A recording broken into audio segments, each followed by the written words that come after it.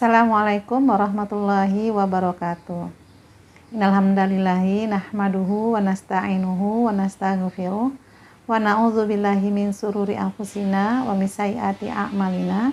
May yahdihillahu fala mudhillalah wa may yudlilhu fala hadiyalah. Asyhadu an la ilaha illallah wa asyhadu anna Muhammadan abduhu wa rasuluhu la nabiyya ba'da. Allahumma shalli wa sallim wa barik ala Muhammad wa ala alihi wa ashabihi ajma'in, amma ba'du. Teman sahur yang dirahmati Allah, semoga semua dalam keadaan sehat dan dalam limpahan hidayah dan inayah serta berkah dari Allah Subhanahu wa taala, sehingga kita bisa menjalankan ibadah selama di bulan Ramadan ini dengan baik sampai akhir Ramadan nantinya. Amin amin ya rabbal alamin. Sahabat sahur, Nabi Muhammad SAW, manusia yang agung, yang mulia, yang telah diutus oleh Allah Subhanahu wa taala ke muka bumi ini untuk membawa petunjuk atau pedoman atau risalah bagi kita semua, bagi umat manusia, agar kita bisa menjalani kehidupan ini sesuai dengan tuntunan dari Allah Subhanahu wa taala. Masya Allah, Allah Maha Baik. Allah telah menciptakan manusia dengan seperangkat, ada akal, ada fitrah berupa kebutuhan jasmani, ada naluri yang karena itu semua manusia punya kebutuhan-kebutuhan, punya aktivitas-aktivitas dalam kehidupan ini. Tentu saja di dalam memenuhi kebutuhan-kebutuhan jasmani maupun nalurinya, manusia harus dituntun oleh syariat Allah, karena kalau tidak pasti akan menjadi adanya kerusakan lah di tengah-tengah bumi ini. Oleh karena itulah Rasulullah mengemban amanah sebagai pembawa risalah kepada kita semua.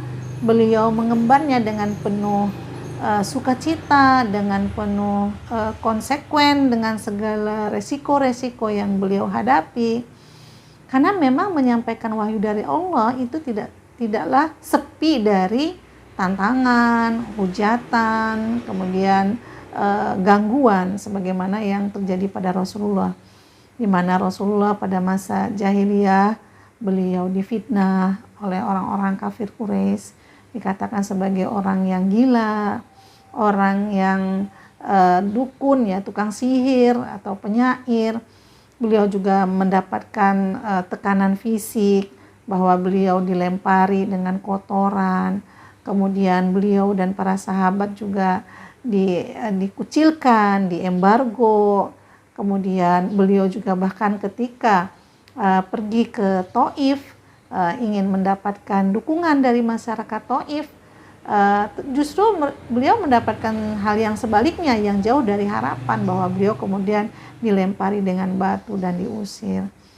Rasulullah SAW sanggup menanggung itu semua demi tercapainya, demi sampainya risalah itu secara sempurna kepada kita semua. Masya Allah, la haula wa la quwata illa billah. Teman sahur, bahkan Rasulullah juga siap gitu ya, tidak tergoda dengan harta, tahta dan wanita ketika para pemuka-pemuka Quraisy memberikan tawaran agar Rasulullah meninggalkan dakwahnya. Tapi Rasulullah tidak tergoda. Bahkan Rasulullah SAW menyampaikan bahwa kalaupun matahari di tangan kananku, bulan di tangan kiriku, tentu aku tidak akan berhenti dari dakwah ini, walaupun akhirnya aku binasa karenanya. Inilah perjuangan Rasulullah, konsistennya Rasulullah di dalam menyampaikan risalah demi kita semua agar kita tertunjuki kepada hidayah dari Allah Subhanahu wa taala. Sahabat sahur, bahkan Rasulullah ketika wafatnya pun beliau mengingat-ingat kita. Beliau menyampaikan ummati, ummati, ummati. Saking sayangnya Rasulullah SAW kepada kita. Oleh karena itulah kita harus menyayangi dan bahkan mencintai Rasulullah SAW yang telah berkorban untuk kita semua. Yang berkatnya kita kemudian sampai saat ini bisa merasakan nikmat iman dan nikmat Islam. Sahabat sahur yang dirahmati Allah, mencintai Rasulullah bukan hanya saja sekedar tadi kita merasa bersyukur karena beliau mau berkorban untuk kita, tetapi juga ditambah lagi karena memang itu sesuatu yang diperintahkan oleh Allah Subhanahu wa taala. Allah berfirman di dalam Quran surat Al-Ahzab ayat 6, Bismillahirrahmanirrahim. An-nabiyyu aula bil mu'minina min anfusihim. Nabi itu lebih utama bagi orang muslim dibandingkan dengan dirinya sendiri. Artinya Allah memerintahkan kepada kita agar mengutamakan Nabi Muhammad SAW, agar mencintainya. Dan ini juga sejalan dengan hadis Rasul SAW yang diriwayatkan oleh Bukhari dan Muslim, yang isinya lebih kurang begini, yaitu 3 hal kalau ada dalam diri seorang muslim, dia akan merasakan manisnya iman. Pertama, jika seseorang itu bisa mencintai Allah dan Rasulnya melebihi dari segala apapun. Kemudian yang kedua, jika dia bisa mencintai seseorang dan membenci seseorang karena Allah.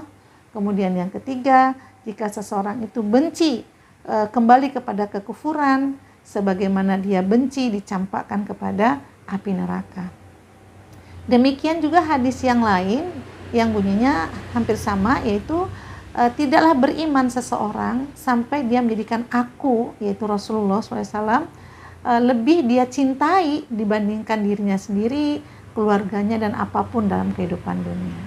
Nah, hadis-hadis ini menjadi pengingat bagi kita, menegaskan kepada kita bahwa kita harus mencintai Rasulullah SAW dan mendahulukan Rasulullah SAW dibandingkan apapun di dunia ini.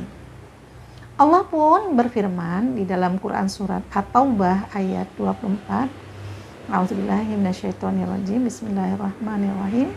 Qul in kana aba'ukum wa abna'ukum wa ikhwanukum wa azwajukum wa ashiratukum wa amwalun iktaraftumuha wa tijaratun takhshawna kasadaha wa masakinu tardawnaha ahabba ilaikum minallahi wa rasulihi wa jihadin fi sabilihi fatarabbasu hatta ya'tiyallahu bi amrih wallahu la yahdil qaumal fasikin.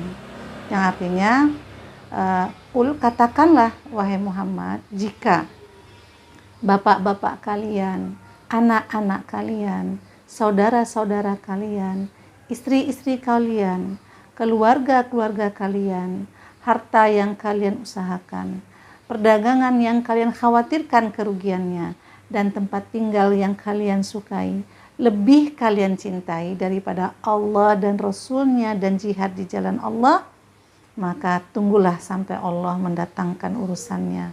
Sesungguhnya Allah tidak menyukai atau tidak akan memberikan petunjuk kepada orang-orang yang fasik. Sahabat sahur, ayat ini menegaskan kepada kita bahwa Allah mengharuskan kita mencintai Allah dan Rasulnya dan jihad di jalannya itu melebihi apapun. Baik itu yang tadi keluarga, ayah, anak, istri, saudara, rumah, perdagangan, dan sebagainya.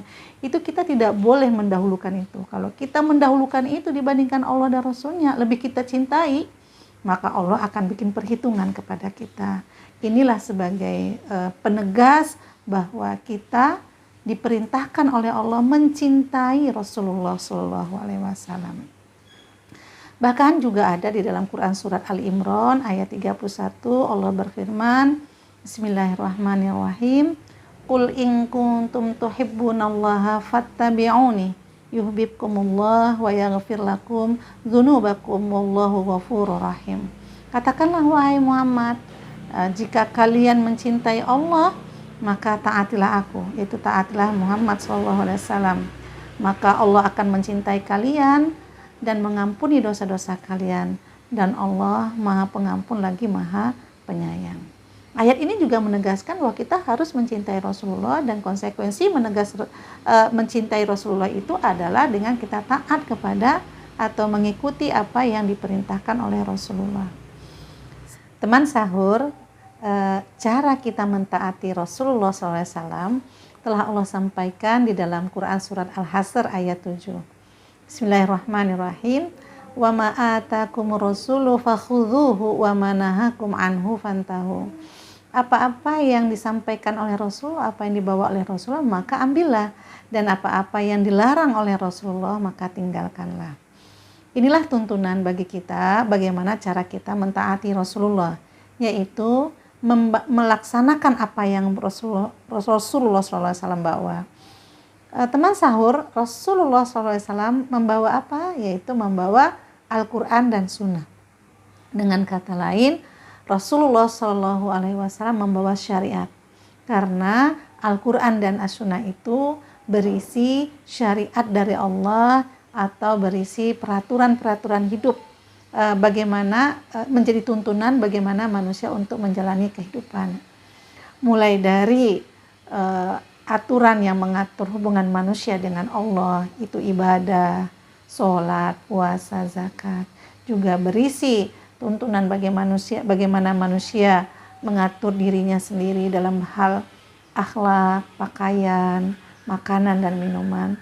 Juga syariat yang dibawa oleh Rasulullah berisi aturan yang mengatur hubungan manusia dengan manusia lain gitu. Dalam hal ini bisa perekonomian, pergaulan, pendidikan, sanksi hukum, politik, negara, dalam dan luar negeri, semua ada di dalam syariat Rasulullah Shallallahu Alaihi Wasallam.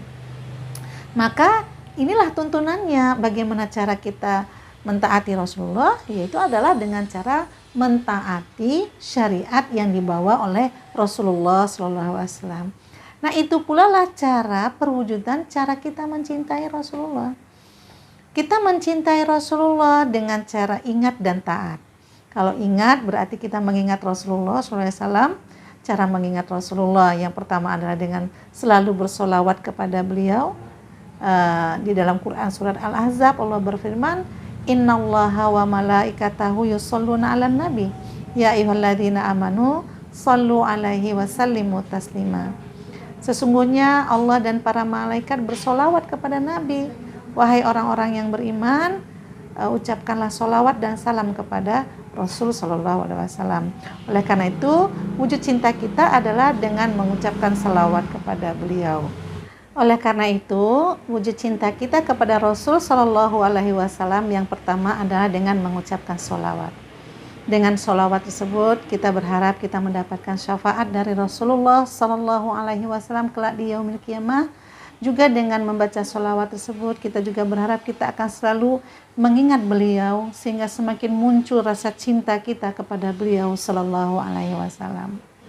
Wujud kedua, bagaimana kita mengekspresikan cinta kita kepada Rasulullah, tentu tidak cukup hanya sholawat, gitulah. Sholawat pagi, siang, dan malam 10 kali, 100 kali, 1000 kali, tetapi kemudian syariatnya kita tinggalkan, syariatnya kita lecehkan, apa yang beliau perintahkan kita tinggalkan, dan bahkan apa yang beliau larang kita laksanakan.